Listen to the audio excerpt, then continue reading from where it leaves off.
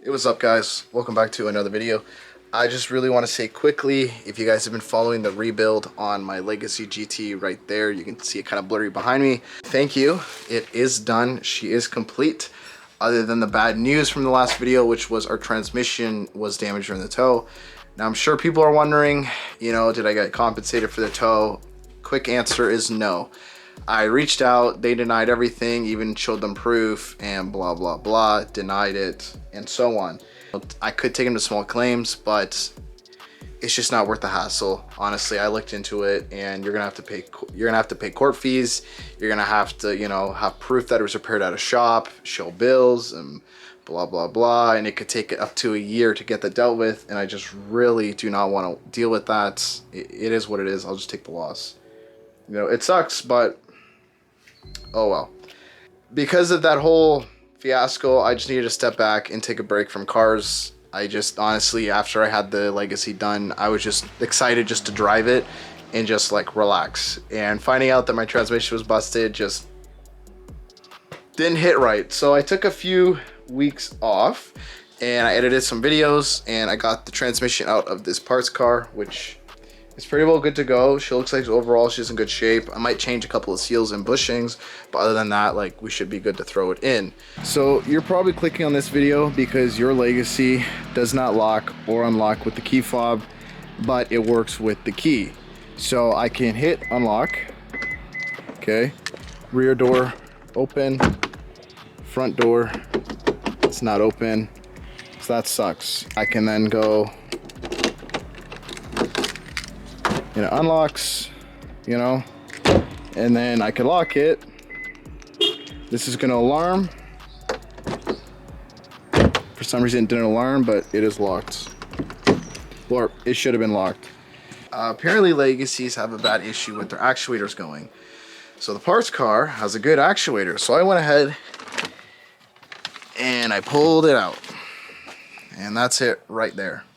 I'm gonna show you guys how to replace an actuator in a 05 to 09 Legacy GT. Now this is probably going to be pretty similar to other years of Subarus, but this is specifically to an 05 to 09 Legacy GT, Outback, Legacy Wagon. It's all pretty much the same thing. I'm still on the fence if it is actually the actuator, just because it literally broke right after the accident and it made no sense. To get removing this, we have to obviously remove the door card. So to do that, you got to pry the living life out of the handle here. I have yet to figure out a way to do this without breaking the tab in the top. Let me know if you guys have a better solution, but it's always a pain in the ass.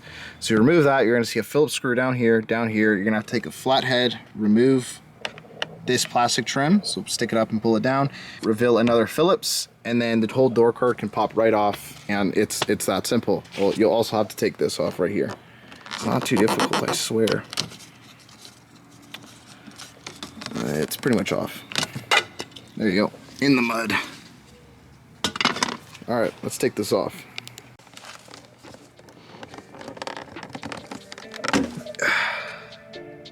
Oh, that one's not damaged. Nice.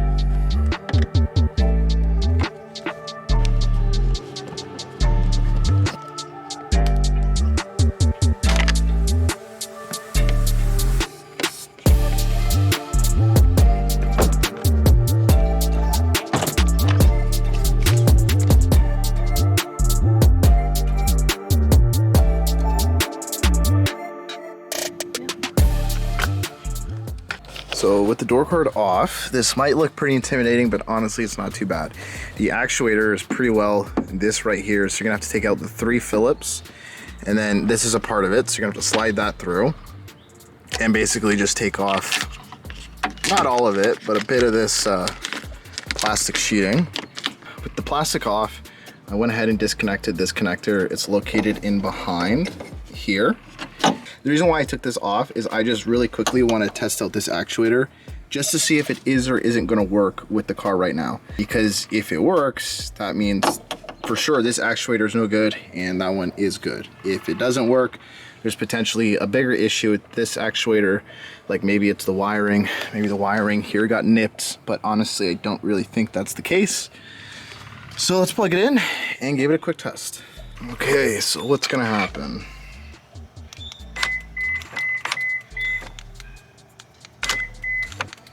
and it works. This actuator is good. The one inside seemed to have died. And when it's inside the car, it's pretty much gonna look like this. And this connection is just down at the bottom. You're basically gonna grab it from here and pull it right out.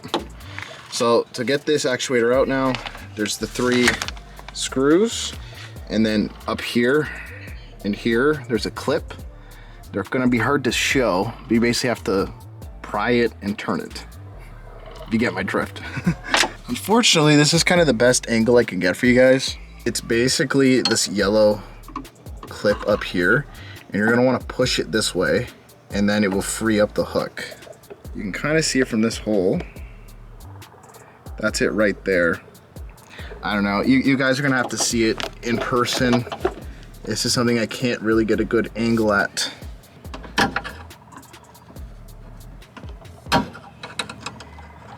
Push it up, and then the metal rod comes right out. As you guys can see, it's free. The other one though, I'm gonna have to move you guys because it's way up in there and I can barely even see it. So you have to take my word for it. Just follow that rod back there up and you'll see it.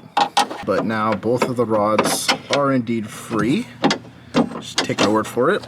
The last thing to do before this gets actually difficult is take out these 3 Phillips screws. The reason why I say this gets difficult is because pulling this actuator out of here is actually a huge pain in the ass, because you have to basically, it has to fit in between here and wiggle out, and it's kind of an L shape. It's awkward, it's a pain in the ass. So honestly, I don't really have a tip for you guys. You just kind of got to play with it. So like I said, I don't really have a good way of taking this out. This rod, if you can like wiggle it, you can pop it out, but it's kind of a pain in the ass. And this one's pretty well stuck in there. Honestly, you're just gonna have to fight with it. Like kind of push it down, but also like turn it in, I guess you can say. So I ended up pulling the thicker rod off, and I ended up prying it up and over the bar. There's like 2 bars in here. So the connection got pushed up over, and now I think it will come out. That absolutely sucked. I got it in just now. Just a tip for you guys is remove this cover. I believe it went on like this. So yeah, it just pops in. Remove that. Slide it in from the bottom. Let's take a 12 mil, remove the nut here, which will allow you to get a little bit more space with the black beam there. It's basically a track for the window to go up and down. Just take that one off, don't touch anything else. Take that one off, and it went out. Now this can go back in. And again, I'm sorry I can't really show you guys this. Okay, that's in. So this went like that. And the connector plugs right in. And now, if I lock and unlock, it works. I'm just happy now that I can, you know, lock my car. And she's unlocked.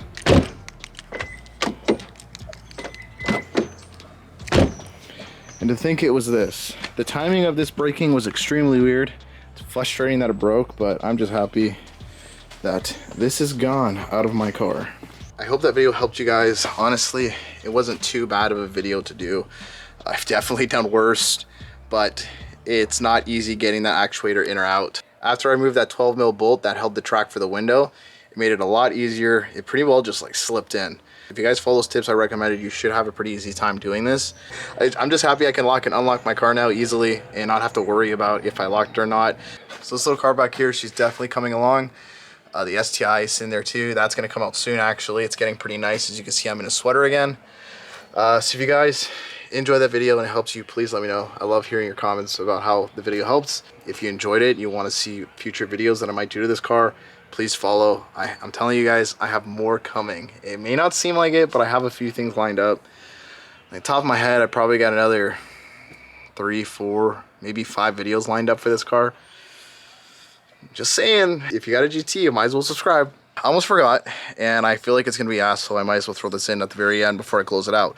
But I'm sure people are going to ask if this happens to another door, like a passenger rear or a driver rear or the passenger front.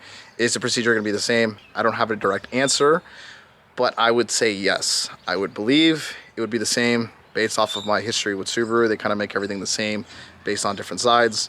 So if your passenger front goes or your rear goes, it's probably the same procedure. Hope that helps, guys. Take it easy.